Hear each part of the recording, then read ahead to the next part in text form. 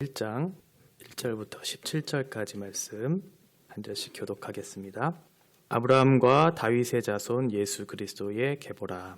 아브라함이 이삭을 낳고 이삭은 야곱을 낳고 야곱은 유다와 그의 형제들을 낳고 유다는 다말에게서 베레스와 세라를 낳고 베레스는 헤스론을 낳고 헤스론은 람을 낳고 람은 아미나답을 낳고 아미나답은 나손을 낳고 나손은 살몬을 낳고 살몬은 라합에게서 보아스를 낳고 보아스는 루색에서 오벳을 낳고 오벳은 이새를 낳고 이새는 다윗 왕을 낳으니라. 다윗은 우리아의 아내에게서 솔로몬을 낳고 솔로몬은 르호보암을 낳고 르호보암은 아비야를 낳고 아비야는 아사를 낳고 아사는 여호사밧을 낳고 여호사밧은 요람을 낳고 요람은 우시야를 낳고 우시야는 요담을 낳고 요담은 아하스를 낳고 아하스는 히스기야를 낳고 히스기야는 므낫세를 낳고 므낫세는 아몬을 낳고 아몬은 요시야를 낳고 바벨론으로 사로잡혀 갈 때에 요시야는 여고냐와 그의 형제들을 낳으니라. 바벨론으로 사로잡혀 간 후에 여고냐는 스알디엘을 낳고 스알디엘은 스룹바벨을 낳고 스룹바벨은 아비훗을 낳고 아비훗은 엘리야김을 낳고 엘리야김은 아소르를 낳고 아소르는 사독을 낳고 사독은 아킴을 낳고 아킴은 엘리훗을 낳고 엘리훗은 엘르아사를 낳고 엘르아사는 mat단을 낳고 mat단은 야곱을 낳고 야곱은 마리아의 남편 요셉을 낳았으니 마리아에게서 그리스도라 칭하는 예수가 나시니라. 같이 읽겠습니다. 그런즉 모든 대수가 아브라함부터 다윗까지 14대요. 다윗부터 바벨론으로 사로잡혀 갈 때까지 14대요. 바벨론으로 사로잡혀 간 후부터 그리스도까지 14대라. 아멘. 마태복음은 우리가 일반적으로 유대인들을 대상으로 유대인 독자들을 대상으로 쓰여진 그런 복음서다 이렇게 보통 알고 계시죠. 아마도 유대인들이 즐겨 사용했던 어휘들 이런 것들을 특별히 번역하지 않고 그대로 사용되고 있는 단어들이 많이 기록되어 있고 또 유대인들이 익숙한 랍비 문화들 이런 것들이 잘 기록되어 있기 때문에 그런데요. 특별히 마태복음의 중심 주제들이 많이 있겠지만 하나님 나라라고 하는 개념들이 마태복음에는 아주 많이 기록되어 있어요. 이것은 다른 공감 복음서 마가나 또는 누가복음에는 거의 기록되어 있지 않는 그런 표현들이 마태복음에서는 이 하나님 나라라고 하는 개념이 20번 이상 많이 기록되어 있는 것을 보게 된다면 아마도 유대인들에게 익숙한 표현들, 유대인들에게 강조하려고 하는 그런 표현들이 이 마태복음에 많이 기록되어 있다 는 사실을 우리가 발견하게 될 것 같습니다. 특별히 우리가 마태복음 1장을 읽었는데 이 계보에도 마찬가지로 유대인들이 알 수 있을 법한 많은 강조점들, 그들에게 익숙한 표현들 이런 것들이 많이 기록되어 있는 것을 우리가 살펴볼 수 있어요.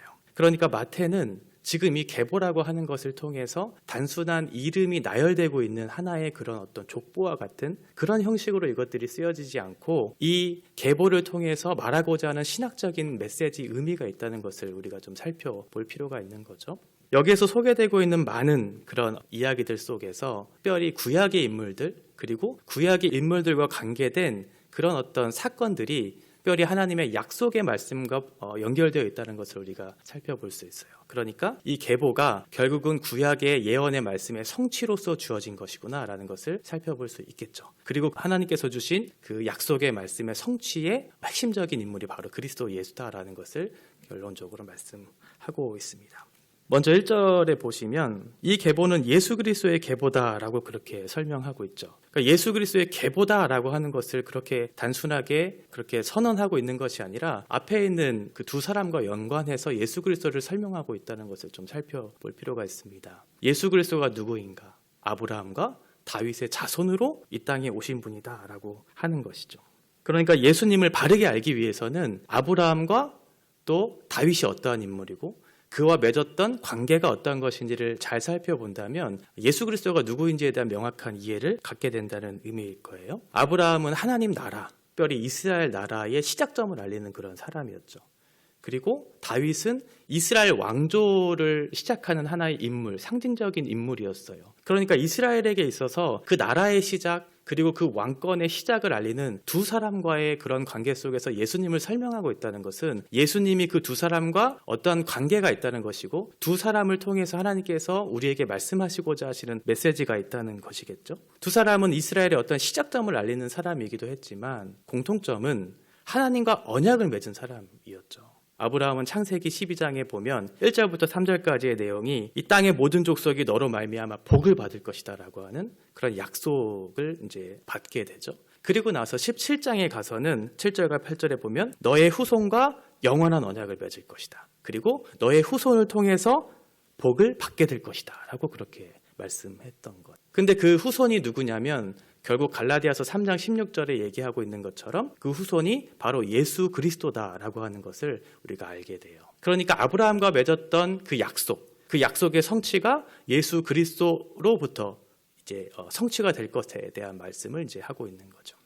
또 하나 다윗은 우리가 알고 있는 것처럼 사무엘하 7장에 보면 하나님과 언약을 맺은 그런 내용들이 나와요. 12절에서 내 몸에서 날 내 씨를 내 뒤에 세워서 그 나라를 견고하게 할 것이다 라고 그렇게 말씀하고 있고 13절에서는 그는 집을 건축할 것이고 나는 그 나라 왕위를 견고하게 할 것이다. 이 언약의 말씀을 다윗과 맺게 하죠. 그런데 우리가 역사를 통해 아는 것처럼 다윗의 씨를 통해 나온 그 후손이 그 나라를 견고하게 세우고 그 나라의 왕권이 견고하지 않다는 것을 우리는 역사를 통해서 이미 봤죠. 다윗의 아들이었던 솔로몬은 그가 지었던 성전, 결국은 이것들이 멸망으로 성전이 파괴되어지고 또 그가 세웠던 모든 왕권들이 분열되어지면서 하나님께서 다윗의 씨를 통해 이루어질 그 나라와 그 왕권의 견고함이 무너지는 역사를 보게 돼요. 결국은 어떠한 다른 씨가 와서 다른 후손이 와서 그 나라와 그 왕권을 견고하게 할 것에 대한 그런 어떤 바람들을 갖게 되죠. 소망들을 갖게 되죠. 결국은 예수 그리스도가 하나님께서 세우신 그 나라와 그 왕위를 견고하게 할 것이고 이 하나님께서 아브라함과 다윗에게 주신 약속의 말씀, 이 약속의 성취를 위해서 예수님이 이 땅에 오실 것이고 예수님이 오신 이유는 이 약속의 성취를 위해 오셨다는 것을 지금 1절을 통해서 우리에게 가르쳐주고 있습니다. 또 하나는 이 계보의 구조를 잘 살펴보시면 이 계조의 구조를 마지막 17절에 결론을 맺고 있잖아요. 17절에 보시면 그런즉 모든 대수가 아브라함부터 다윗까지 14대, 다윗부터 바벨론으로부터 사로잡혀 갈 때까지 14대, 바벨론으로 사로잡혀 간 후부터 그리스도까지 14대 이렇게 얘기하고 있어요. 그러니까 14라고 하는 어떤 숫자를 지금 강조하고 있는 것을 살펴볼 수 있죠. 그런데 사실 마태는 이 14라고 하는 이 숫자를 의도적으로 지금 맞추고 있다는 것을 우리는 쉽게 발견할 수 있어요. 왜냐하면 다윗부터 바벨론까지 끌려간 그 남유다의 역사를 보면 우리가 20명 정도, 20명으로 이렇게 알고 있는데 지금 14명만 기록한 것만 봐도 지금 14의 숫자에 지금 뭔가 상징을 부여하기 위한 의도로 14를 맞추고 있다는 것을 우리는 쉽게 알아차릴 수 있겠죠. 왜 14라고 하는 숫자를 지금 강조하고 있을까? 통상적으로 지금 우리가 알고 있는 것처럼 7이라고 하는 숫자가 완전수잖아요. 그 7이라고 하는 완전수를 곱하기 2하면 더 완전한 어떤 수로 상징한다라고 하는 거예요. 그래서 이스라엘의 모든 역사, 지금까지 계보로 이어진 모든 역사가 완전하다. 하나님께서 세우신 모든 역사가 완전하다. 그리고 그 모든 역사의 최종적인 목표가 바로 그리스도라라고 하는 것들을 알리기 위한 목적으로 14를 기록했다라고 하는 그런 하나의 해석이 있고요. 또 하나는 마태가 어떤 다윗 왕조의 약속의 성취를 위해서 이 14라고 하는 숫자를 상징적으로 계속해서 표현하고 있다라고 그렇게 설명을 해요. 히브리어 철자를 보면 22개의 철자가 있거든요. 그런데 각 철자마다 숫자가 이렇게 부여되어 있어요. 첫 번째부터 10까지를 1부터 10까지로 그렇게 표현하고 있고 11번째부터 18번째까지 20, 30, 40, 50, 60, 70, 80, 90 이런 식으로 되어 있고 마지막 네 번째는 100, 200, 300, 400 이런 식으로 각 철자마다 숫자가 부여되고 있는 것을 보거든요.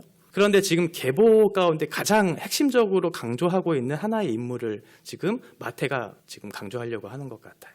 그 사람이 바로 다윗이거든요. 다윗의 이름을 여러 번 그렇게 강조하면서 다윗의 이름에 붙여 있는 그 철자에 부여된 숫자의 합이 14거든요. 이것이 이제 게마트리아라고 하는데요. 다윗의 철자를 보면 네 번째 달렛, 여섯 번째 바브, 네 번째 달렛 이 세 가지의 철자가 기록되어 있어요. 그러니까 4 더하기 6 더하기 4 해서 14라고 하는 상징적인 숫자가 이제 부여되고 있는 것이죠. 그러니까 이 계보는 다윗적인 계보이다.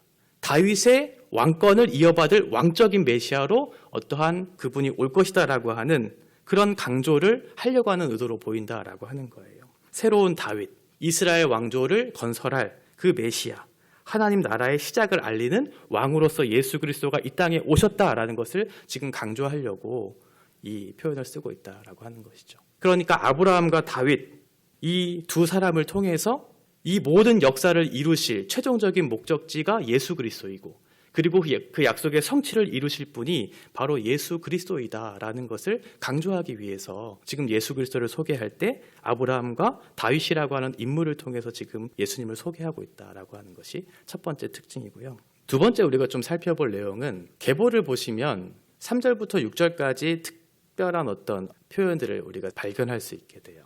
여인들이 이제 계보로 들어왔다는 거예요. 당시의 사회에서는 남성 중심적인 사회였기 때문에 여성들이 어떤 계보로 들어온다라는 것은 사실은 있을 수 없는 그런 일들이었거든요. 그런데 3절부터 6절까지에 보면 16절에 마리아가 있기는 하지만 3절부터 6절까지의 특별한 4명의 여인을 기록하고 있다는 것을 발견하게 되죠. 첫 번째는 다말, 두 번째는 라합, 그리고 룻, 그리고 우리아의 아내라고 하는 그 4명의 여인을 거론하고 있다는 것, 이것을 좀 주목할 필요가 있는 것 같아요. 예수님의 관심은 당시의 남성 중심적인 사회에서 벗어나서 여인을 향한 관심을 맺고 있다는 것을 우리가 살펴볼 수 있겠죠. 그런데 그 여인들이 사회적으로 봤을 때, 도덕적으로 봤을 때 그렇게 정상적인 모습은 아니었다는 것을 또한 발견하게 돼요. 다말이라고 하는 사람은 유다, 시아버지 유다와 정상적인 관계가 아닌 그런 관계 속에서 그런 자녀들을 낳는 그런 여인이었잖아요. 그리고 또 하나, 그 다말이라고 하는 사람은 이방 여인이었거든요. 가나안 여인이었어요. 그리고 그 이후에 나오는 5절에 나오는 라합 같은 사람도 사실은 가나안 여인, 여리고에 있었던 사람이었고, 우리가 알고 있는 것처럼 기생 출신이었기 때문에 사회적으로 지탄받을 만한 윤리적으로 흠이 많은 그런 사람이었다는 것이죠. 그리고 또 하나, 룻도 마찬가지죠. 룻은 모압 출신이었거든요. 모압은 이스라엘 총회에 들어오지 못할, 상종하지 못할 그런 족속으로 그렇게 설명되고 있어요. 그리고 마지막으로 우리아의 아내, 이렇게 표현하고 있는 것도 사실은 우리가 알고 있는 것처럼 밧세바 이렇게 얘기하면 될 텐데, 우리아의 아내라고 하는 표현을 통해서 이 사람들이, 독자들이 생각하는 것은 뭐냐면 잘못된 성관계를 통해서 맺어진 결혼관계라는 것을 인식하게 하죠. 그리고 이 우리아의 아내 밧세바는 어떤 이방 출신이라고 하는 것들에 대한 표현이 성경에는 나타나 있지는 않지만 우리아는 햇사람이었거든요. 그러니까 이방인이었을 가능성이 있고, 이방이 아니었더라도 이방적인 풍습을 따라 행했던 여인이다라는 것을 추측할 수 있을 거예요. 그러니까 정상적이지 않은, 도덕적으로 윤리적으로 흠이 많은, 사회적으로 지탄을 받을 만한 충분한 이유가 있는 여인들이 지금 기록되고 있다는 것이죠. 앞서 말씀드렸던 것처럼 마태복음이라고 하는 것이 유대적인 관점에서 쓰여진 그런 복음서다라고 그렇게 설명을 해드렸잖아요. 유대인 독자들이 읽을 수 있을 만한 강조점들, 독특한 표현들이 많이 기록되어 있다. 그런데 동시에 이 마태복음이라고 하는 것이 반유대적인 어떤 성향을 띠고 있다는 거죠. 지금 선민이 아니었던 이방 여인들, 이방 족속들까지도 하나님의 관심에 표현되고 있다는 거예요. 죄인들을 향한 예수 그리스도의 마음, 그리고 이방인을 향해서도 그 복음의 문이 열려 있다는 것과 그들에게도 복음이 필요하다는 사실을 지금 말씀하면서, 지금 복음이 어떠한 측면으로 이루어질 것이고 내가 이 땅에 온 이유와 목적이 어떠한 것인지를 분명하게 밝혀주는 예수 그리스도의 계보를 통한 그런 특징들이 잘 발견되어지고 있다는 거죠. 만약 이 계보가 이스라엘만을 위한 계보였다면 지금 이 시대를 살고 있는 저와 여러분들에게도 이 복음의 소식은 복된 소식이 되지 않았을 거예요. 우린 이방인이고 타인이고 복음에 합당한 삶을 살아낼 수 있는 그런 윤리적인 훌륭한 면을 갖추지 못한 사람일 테니까. 그러나 이 이방인들, 흠이 많은, 윤리적으로 흠이 많은 많은 사람들도 예수 그리스도의 계보 안에 포함되어 있다는 사실을 통해서는 우리 또한 흠이 많고 하나님 앞에 설 수 없는 연약한 인생들이지만 그런 우리들을 위해서도 예수 그리스도께서 이 땅에 오셨다는 것을 우리로 하여금 알게 하시는 거죠. 예수 그리스도는 모든 장벽을 철폐하시기 위해서 이 땅에 오셨다는 거예요. 예수님은 분명히 왕의 혈통으로 이 땅에 오셨지만 또 한편으로는 이방인, 여인들의 혈통으로도 이 땅에 예수님이 오셨다는 사실을 통해서 예수님은 어떠한 차별이 없는, 어떠한 인종과 계층과 성별과 사회적이고 도덕적인 기준에 따라 우리를 부르신 것이 아니다라는 것을 발견하게 되죠. 그래서 복음이 우리에게 좋은 소식이다, 기쁜 소식이다라는 것을 우리가 생각해 볼 수 있을 거예요. 이 복음의 소식, 예수님은 이러한 복음의 새로운 시대를 알리기 위해서, 새로운 시대를 시작하게 하기 위해서 이 땅에 오신 분이다라고 얘기하고 있는 거죠. 마태복음의 시작을 이렇게 하고 있는 거예요. 애굽에 종살이했던 이스라엘 백성들 400년의 암흑기를 보냈잖아요. 그리고 400년 이후에 모세라고 하는 한 특별한 사람을 보내셔서 그들을 구원하신 것처럼 지금 마찬가지로 지금 이 시대를 살고 있는 이스라엘 백성들은 400년의 암흑기를 지났어요. 말라기 이후에 마태복음까지. 그리고 나서 로마의 압제라고 하는 그런 노예의 삶을 살았지만 그 암흑기 같은 시대 속에서 새로운 시대를 알리기 위한 새로운 구원자 메시아 예수 그리스도를 보내심으로 그들을 구원하실 계획들을 지금 세우고 계시는 것이죠. 그래서 새로운 시대를 지금 여시겠다는 선언을 이 계보를 통해서 우리가 발견할 수 있어요. 왜 이것이 새로운 시대냐면 계보라고 하는 그 말 속에 그 의미가 담겨져 있기 때문에 그래요. 이 계보는 히브리어로 비블로스 게네세오스라고 하는 말인데요. 이것이 구약 성경에 2번 나와요. 구약 성경이 히브리어로 기록되어 있잖아요. 그것을 헬라어로 번역한 성경이 70인역인데 70인역에 보면 이 비블로스 게네세오스라고 하는 계보라고 하는 말이 창세기 2장 4절과 창세기 5장 1절에 나와요. 창세기 2장 4절에 보면 천지가 창조될 때에 하늘과 땅의 내력이다 라고 이렇게 얘기하고 있거든요. 그 내력, 그러니까 하늘과 땅이 창조될 세상의 시작을 알리는 그 시점에 이 단어를 사용했다라고 하는 거예요. 또 하나는 5장에 보면 아담의 계보가 나와요. 아담의 계보를 어떻게 설명하고 있냐면 아담의 계보를 적은 책이다. 이렇게 얘기하면서 인류의 시작, 인간의 시작을 알리는 시점에서 이 단어를 사용하고 있다는 거죠. 그리고 신약에 와서 이 단어를 사용했다는 것, 예수 그리스도의 계보다. 그러니까 이 계보라고 하는 말은 어떠한 중대한 시작점을 알릴 때 사용했던 그런 표현이다라고 하는 거예요. 세상의 시작, 인류의 시작, 그리고 예수 그리스도를 통해서 이제 새로운 시대를 열 것에 대한 선언을 할 때 이 표현을 하고 있다는 것이죠. 세상의 시작과 인류의 시작의 버금가는 새로운 시대가 도래할 것인데 그 중심에 누가 있는가? 바로 예수 그리스도가 있다는 것이에요. 아브라함은 이스라엘의 역사를 시작한 인물이었죠. 그리고 다윗은 이스라엘의 왕조를 시작한 인물이었어요. 그런데 결국 바벨론이라고 하는 그런 강력한 군대의 그런 공격을 따라서 그 이스라엘 나라가 폐위되었고 이스라엘의 왕권이 폐위되었어요. 그런 암흑기 같은 그런 절망적인 상태를 살고 있는 당신의 백성들을 향해 내가 이제 새로운 시대를 열겠다라고 하는 선언을 이 계보를 통해서 우리에게 말씀해주고 있다는 거예요.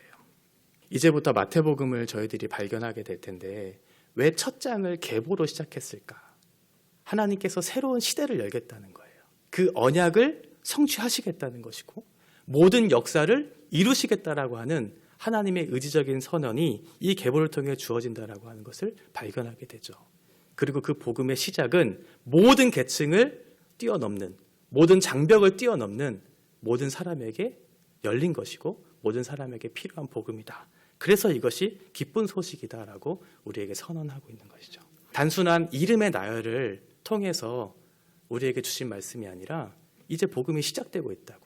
이 복음의 시작을 예수 그리스도를 통해서 이루실 것이라고. 그것은 너희들에게 필요한 기쁜 소식이라고 말씀해주고 있어요. 이제 마태복음을 통해서 복음의 복된 소식들을 알게 될 텐데 하나하나 복음 안에 담겨져 있는 영광이 어떤 것이고 그 속에 담겨져 있는 그 예수 그리스도의 복음의 비밀들을 하나하나 발견해가는 그런 기쁜 그런 마음으로 이 마태복음을 시작하셨으면 좋겠습니다. 같이 기도하겠습니다. 하나님 아버지 은혜를 감사합니다. 모든 역사가 예수 그리스도를 향하고 있고 모든 역사의 중심에는 하나님의 계획이 있습니다. 그 하나님의 계획에는 실수가 없고 하나님의 약속에는 변함이 없고 하나님의 약속은 반드시 지켜지는 약속입니다. 그래서 우리는 하나님을 신뢰할 수 있습니다. 또한 하나님에게는 차별이 없습니다. 인종이나 계층이나 성별과 상관없이 우리 모두에게는 복음의 길이 제시되고 있기 때문입니다. 모든 도덕적이고 사회적인 장벽을 허무시고 우리로 그리스도 안에서 하나 되게 하신 은혜를 따라 살 수 있도록 주께서 은혜를 베풀어 주시옵소서. 그리고 이렇게 그리스도 안에서 시작된 복음의 영광을 우리로 누리게 하며 살 수 있도록 은혜 내려주시고 죄와 사망으로부터 우리를 건지시고 은혜의 통치 아래로 부르셔서 그 생명을 주신 하나님께 감사와 찬양을 올리는 귀하고 복된 시간들 될 수 있도록 주님 인도하여 주시옵소서. 이제 복음의 복된 소식이 시작되었습니다. 복음의 복된 소식을 더 깊이 알아갈 수 있는 귀한 시간들 되어 줄 수 있도록 마태복음을 통해서 우리의 눈이 열리는 복을 누릴 수 있도록 주님 인도하여 주시옵소서. 예수님의 이름으로 기도합니다.